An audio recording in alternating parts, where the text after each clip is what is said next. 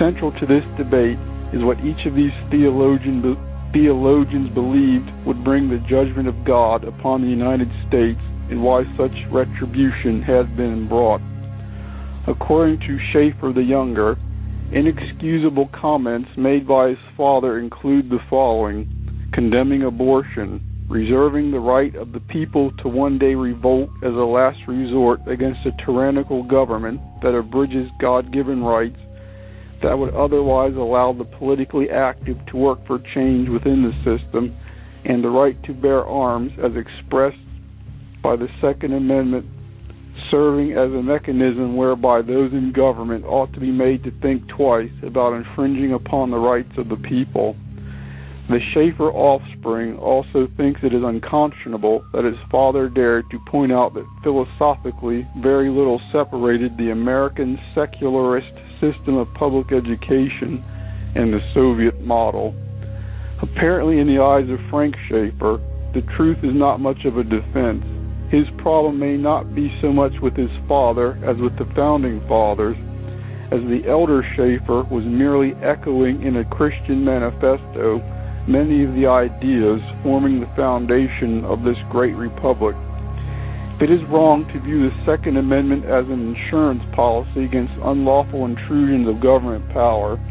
Does this mean that the younger Schaeffer would stand around with a smile on his face while operatives from the government take his property and rape his wife? It was this kind of unbiblical perversion of government that Frankie Schaeffer's father spent the last years of his life warning against. Oh, such horrible things: the right to worship God freely, the right to be secure in one's own person and property, and the keeping the government within clearly specified boundaries so that it is strong enough to protect us from those that would do us harm, while not making it so strong that it becomes a harmful parasite sucking our God-given liberties away from us. Now let's examine the kind of things believed by Frankie Schaeffer's new best friend, Jeremiah Wright. For starters, Wright holds to the theory that the United States developed the AIDS virus to maintain dominance over the Third World. Scientists and theoreticians could probably debate as to the origins of the pestilence, but doesn't saying it was targeted at a specific set of foreign countries undermine the deaths of the many Americans the disease has claimed? Furthermore, isn't AIDS a rather inefficient means of genocide, since to avoid getting it, all one has to do for the most part is to keep one's pants on? Most brainwashed today by government officials and left-wing propagandists into believing that firearms are evil by default rather than a neutral tool taking on the motives and characteristics of the individuals wielding them will have trouble swallowing the distinction between Schaeffer's defense of the use of force over any that might be advocated by the likes of Jeremiah Wright. However, there is a world of difference when it comes down to just whom these two would be aiming at and why. In his condemnation of certain aspects of government and society, Francis Schaeffer was calling upon a defense of the individual created in the image of God, possessing rights no institution or other individual has the right to infringe upon. As such, under Schaefferianism, it does not matter what color you are. The ideology espoused by Jeremiah Wright is much different. In his thinking and those like him, one's value is not determined as a distinct individual made in the image of God, but rather as part of a larger group or community. One can see this in his hostility towards America in general, and whites in particular, largely through the company he has often kept. If you examine Wright's associations carefully, one sees he does not oppose violence per se, but apparently only when it is America or Western powers that have resorted to force in pursuit of policy objectives, as Wright certainly has no qualms about those advocating and using violence against Americans and our national interest. For example, it has been documented that Wright thinks highly of Louis Farrakhan and the Nation of Islam. What is it exactly that Farrakhan and his sect believed? Quite a bit more than selling pecan pies in newspapers on metropolitan street corners. For starters, Nation of Islam doctrine postulates that white people are an inferior race genetically engineered by an ancient mad scientist. The Nation of Islam also contends that a UFO-like vehicle is circling the earth to whisk away black folks and to rain down nuclear annihilation on the white ones left behind for no other reason than that they happen to be white.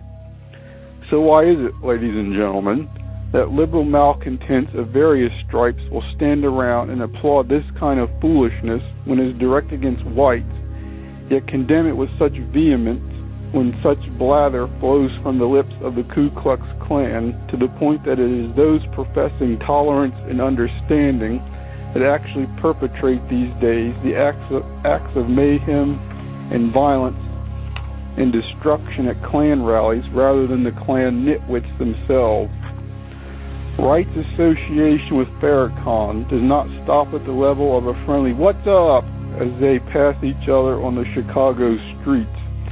Wright actually accompanied Farrakhan to visit Muammar Gaddafi. For Americans that have forgotten, since the Libyan leader has buried himself in the sand for a while, hoping most won't notice him, before the advent of Al-Qaeda and Osama bin Laden, Gaddafi spent many years atop terrorism's superstar list.